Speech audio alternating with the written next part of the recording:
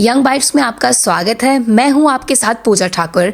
आज के हमारे आइडिया एक्सचेंज के प्रोग्राम में मैं आपको मिलवाने जा रही हूं मिर्ज़ा मुजफ्फर बेग से, जो पीडीपी से हैं। सर, आपका बहुत बहुत स्वागत है यंग बाइट्स में। आपका शुक्रिया, आपने बात रखने का मौका दिया। जी, इस समय आप पीडीपी के साथ जुड़े हैं। आप इससे 4 साल पहले की अगर बात की जाए तो आप कांग्रेस पार्टी के साथ जुड़े थे।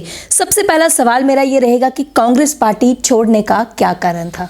देखिए, कांग्रेस जिस वक्त मैंने ज्वाइन किया था उस वक्त और इस वक्त में बहुत अंतर है पार्टी में। सबसे बड़ा जो मेरा यहाँ पे पार्टी छोड़ने का सबब बनी वो ये थी कि अब कांग्रेस की आइडियोलॉजी वो आइडियोलॉजी नहीं रही है जो पहले नेहरू और गांधी के टाइम में हुआ करती थी। अब ये बीजेपी का दूसरा रुख है।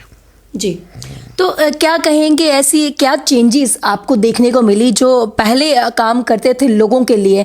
क्या अब वैसे काम नहीं हो रही है कि क्या सोच थी उनकी? नहीं, अब तो बिल्कुल तिजारत हो गई है। सियासत तो अब तिजारत हो। मैं तो बार बार यही कह रहा हूँ, पहले इसमें वो लोग आते थे जिनको लोगों की खिदमत करने का जज्बा होता था, लेकिन अब तो ये सीधी सीधी तिजारत हो गई, और तिजारत भी ऐसी जिसमें बहुत ही ज़्यादा मुनाफा है।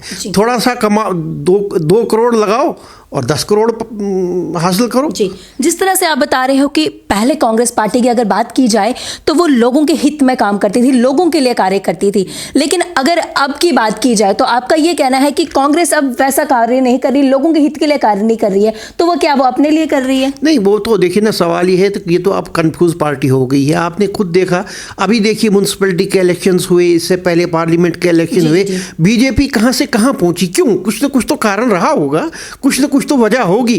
कांग्रेस क्यों हारी? खामखा में लोग जितने इंटेलिजेंट हो रहे हैं, जितने समझदार हो रहे हैं, उतनी कांग्रेस पिछड़ जा रही है। क्या कारण है? ये हमको खुद सोचना चाहिए।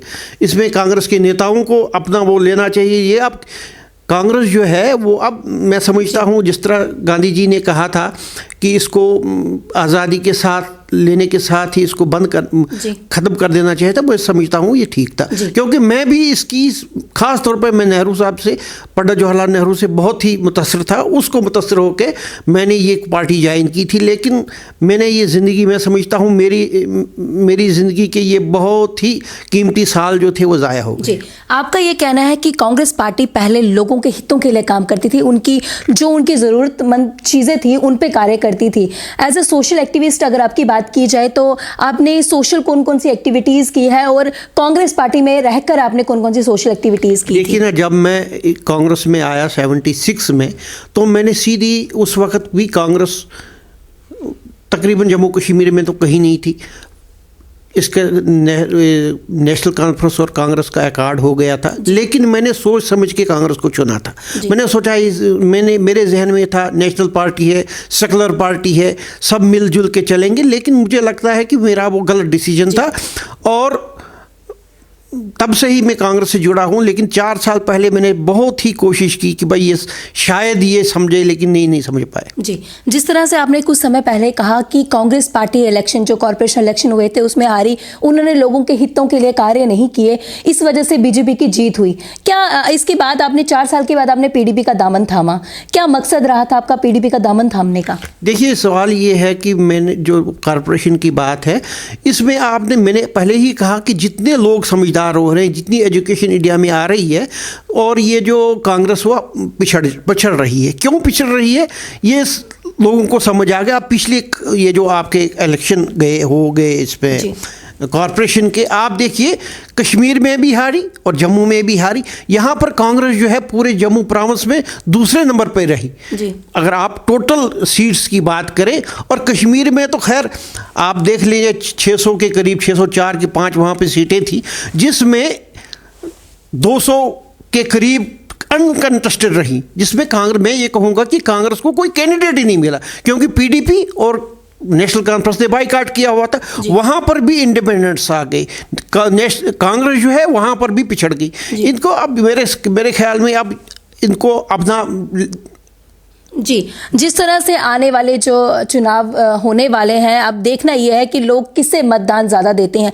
आपको क्या लगता है, जिस तरह से कांग्रेस और बीजेपी का दबदबा रहता है, एक दूसरे पे एलिगेशन लगाए जाते हैं, पीडीपी भी बीच में साथ में ही रहती है, तो आगे आने वाले टाइम में आपको क्या लगता है कि कौन सी पार्टी जो है जीत सकती है? देखिए, मेरा मानना ये है कि पहले भी लोगों ने बीजेपी को वोट नहीं दिया था, वो कांग्रेस से मुतनफ़र हो गए थे, तंग आ गए थे, वो कुछ न कुछ चाहते थे। वो तुमने सोचा कि भाई चलो कांग्रेस को हमने आजमाया, अब बीजेपी को एक मौका दे दो। लेकिन लोगों ने देखा कि इसमें झूठे वादे, सब्ज़ बाग दिखाए लोगों को। अब मेरा ये पहले भी मानना है कि अब मेरा ये मानना है कि ये जो आपकी नेशनल पार्टीज़ का दौर अब ख़त्म हो गया है। केरला से लेके आसाम तक, पंजाब तक, जम्मू कश्मीर तक आप देख लिए, चाहे वो बीजेपी हो या कांग्रेस हो, दोनों का सफाया हो रहा है। सिर्फ 2-3 सीटें हैं जहां पर हम ये देखते हैं, जो हिंदी बेल्ट है, राजस्थान हुआ या क्या कहते हैं इसको, मध्य प्रदेश हुआ, 2-3 सीटों में है। बाकी हर जगह इलाकी पार्टियां हैं। तो आपका ये कहना है कि बीजेपी और कांग्रेस ने सिर्फ लोगों के साथ धोखा किया और झूठे वादे किए हैं। तो अगर कॉर्पोरेशन इलेक्शन की बात की जाए तो सबसे ज्यादा मतदान जो है बीजेपी पार्टी को मिला।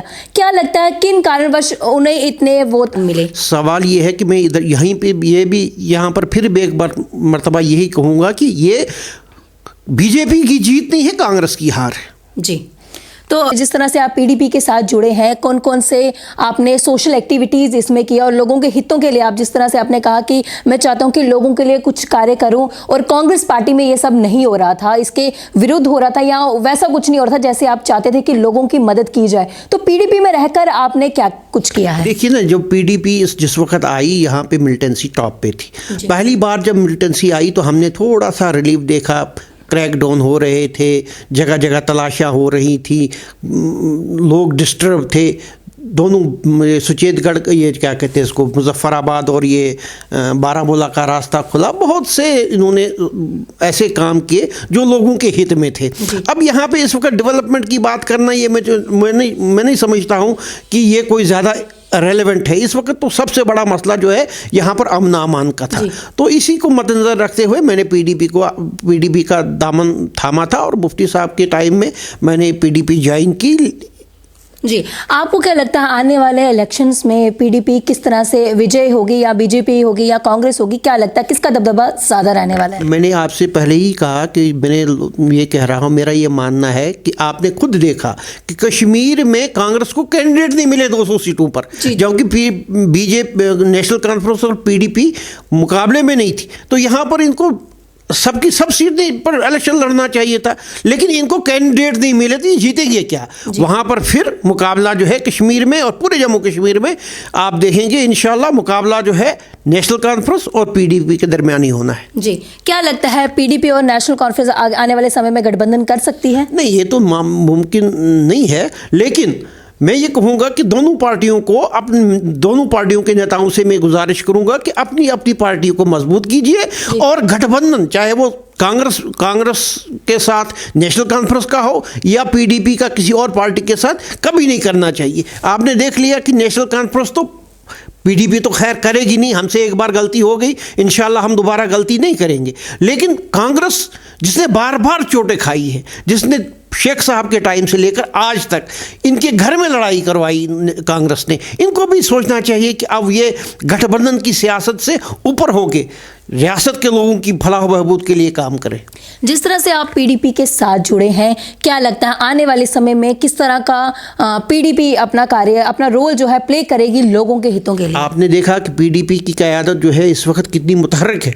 इसी से घबरा के हमारे लोगों ने, वो बीजेपी वालों ने हमसे सपोर्ट वापस ले ली, वरना आपने देखा कि पीडीपी की जो क़यादत है, इंशाल्लाह अज़ीज़ हम सब नए जोश और वलवले के साथ मैदान में उतरेंगे और लोगों को बताएंगे जो इस वक्त हमारे पे उंगलियां उठाते हैं कि पीडीपी जो है फिर इंशाअल्लाह अज़ीज़ इक़्तिदार में आएगी। और इक़्तिदार महज इक़्तिदार के लिए नहीं हमको चाहिए, इक़्तिदार लोगों की सेवा के लिए और रियासत जम्मू कश्मीर का जो ये मसला लटका हुआ है इसको हल करने के लिए प्रयास करेंगे। जिस तरह से हमने बोला कि लोगों के मसलों पर वो कार्य करेगी, और लोगों में ना कहीं पीडीपी को लेकर रोष था कि जिस तरह से महबूबा मुफ्ती जी मिलिटेंट्स के घर गई उनसे मिलने के लिए, तो कहीं ना कहीं इस चीज़ को लेकर उन पर रोष था। आपका क्या कहना है? देखिए ना, ये तो इंसानी फितरत है, जहाँ पर भी कोई नुकसान हो जाता है, चाहे मिलिटेंट्स मरे या मिलिटेंट्स जो मर गया वो तो मर गया, ये तो मैं समझता हूँ कि ये कोई इस किस्म का कोई इशू नहीं है, क्योंकि मिलिटेंट्स है वो भी किसी का भाई है, वो भी किसी का बेटा है।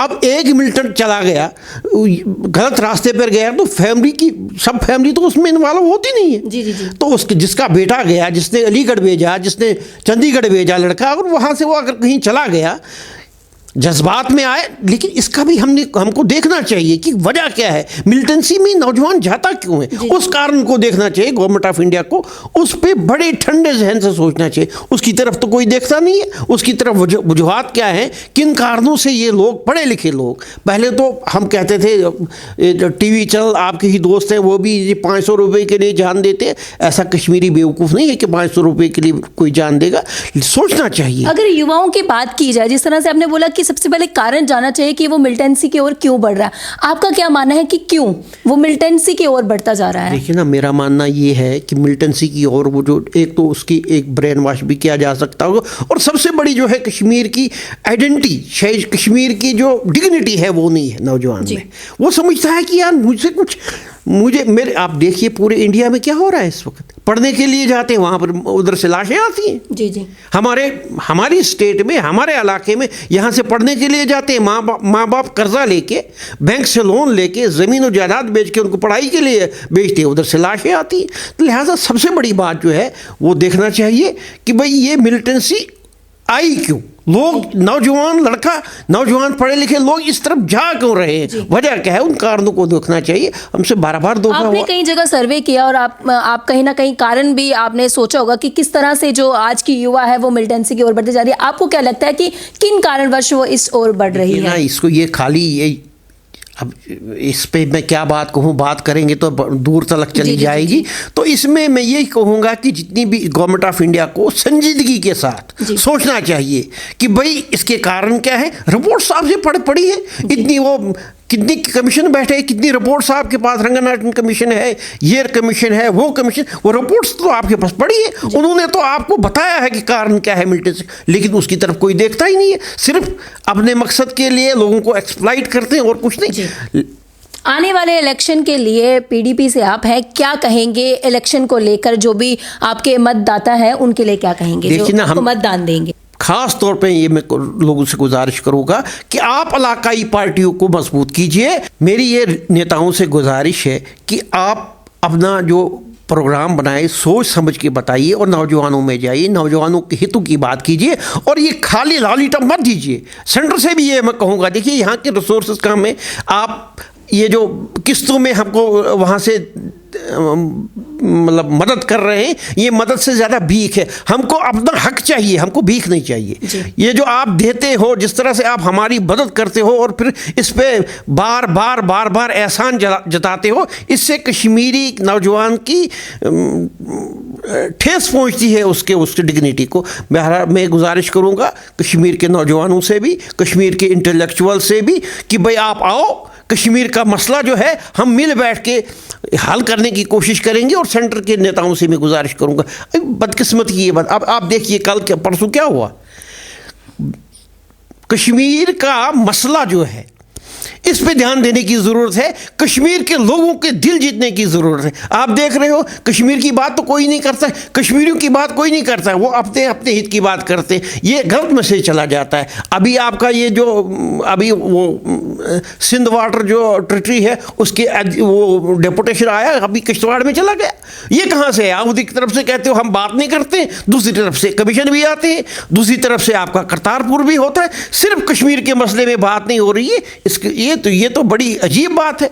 आपने कहा कि कश्मीर के मसले पे बात नहीं हो रही है, क्या किस तरह से कश्मीर का मसला जो है हल किया जा सकता है? देखिए ना, सवाल ये है कि ये तो मेरी और आपकी बात नहीं है, ये गवर्नमेंट ऑफ इंडिया के लेवल की बात है। जिस तरह से बैठ के बात करनी चाहिए, पाकिस्तान और भारत के नेताओं को आपस में बात करनी चाहिए कि नौजवान मर रहा है, सिपाही मर रहा है, आपके बॉर्डर के लोगों से पूछिए क्या मसला है। जब कोरिया का मसला हल हो सकता है, जर्मन का मसला हल हो सकता है, पाकिस्तान और हिंदुस्तान आपस में बैठ के बात नहीं कर सकते। ये कौन सा मसला है? हमारा एक ज़बान, एक कल्चर, एक खाना पीना, ये जब मसनवी लकीर डाली तो बस इससे क्या फ़र्क पड़ती है। बहुत बहुत धन्यवाद हमारे साथ जुड़ने के लिए और अपना कीमती वक्त देने के लिए। बहुत बहुत शुक्रिया, आपने मौका दिया बात करने का।